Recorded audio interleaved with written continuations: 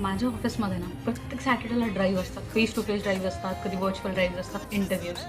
तर लास्ट सॅटर्डेला पण एक असंच एक ड्राईव्ह झाला आणि त्या दिवशी मला जाम बोर होत होतं, कारण की ना दिवसभर जेवायला भेटत नाही तिकडे आणि दिवसभर पळावं लागतं. हा कॅन्डिडेटचा इंटरव्ह्यू, तो कॅन्डिडेटचा इंटरव्ह्यू, हा रिजेक्ट, तो सिलेक्ट. मग ह्या सगळ्या गोष्टींमध्ये खूप सगळा वेळ चालला असून जेवण वगैरे सगळंच राहून जातं आणि पाय तर विचारूच नका किती जास्त असतं.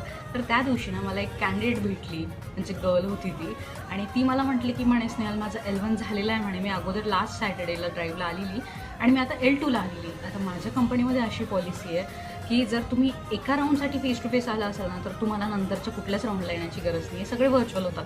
बट आता तिला कोणी कोऑर्डिनेट केलं आणि कसं काय गोष्टी झाल्या तर ती सेकंड राऊंडला सुद्धा आली आणि ती खूप जास्त दूरनं आलेली होती. तर मला थोडंसं वाटलं की यार एवढ्या दूरनं आली आहे, तर मी पटापट तिचा L2 पॅनल चेक केला आणि तिला L2 राऊंडसाठी शेड्यूल केलं. मग इंटरव्ह्यू वगैरे सगळ्या गोष्टी झाल्या आणि इंटरव्ह्यू झाल्यानंतर फीडबॅक तर माझ्याजवळ येऊन गेला होता. तर ती मला म्हटली की म्हणजे तिला फीडबॅक माहितीसुद्धा नव्हता. ती मला म्हटली स्नेहल म्हणे तुझी टीम आणि तू खूप जास्त सपोर्टिव्ह म्हणे, मग थँक्यू सो मच म्हणे, एवढ्या सगळ्या गोष्टी इतक्या फटाफट करून टाकल्या म्हणे तू.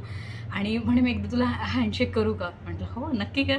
तर मग सगळ्या गोष्टी झाल्या आणि नंतर म्हणजे ती इतकी जास्त खुश झाली होती ना, तर मला म्हणजे मला त्या दिवशी अजिबात जाण्याची इच्छा नव्हती आणि मला त्याच्यानंतर ह्या सगळ्या गोष्टी झाल्या ना, माझं मन इतकं खुश झालं की म्हटलं माझ्या जॉबमुळे कोणाला तरी खुशी होते आणि ती म्हणजे भयंकर खुश होती. म्हणजे तिला फीडबॅक तर काहीच माहिती नव्हतं काय झालं काय नाही, तरी तिने म्हणजे इतकी खुश होती ती. आणि ज्यावेळेस तिचा म्हणजे L2 पण क्लिअर झाली ती आणि त्याच दिवशी मग तिचा आम्ही HR राऊंड पण शेड्यूल केला.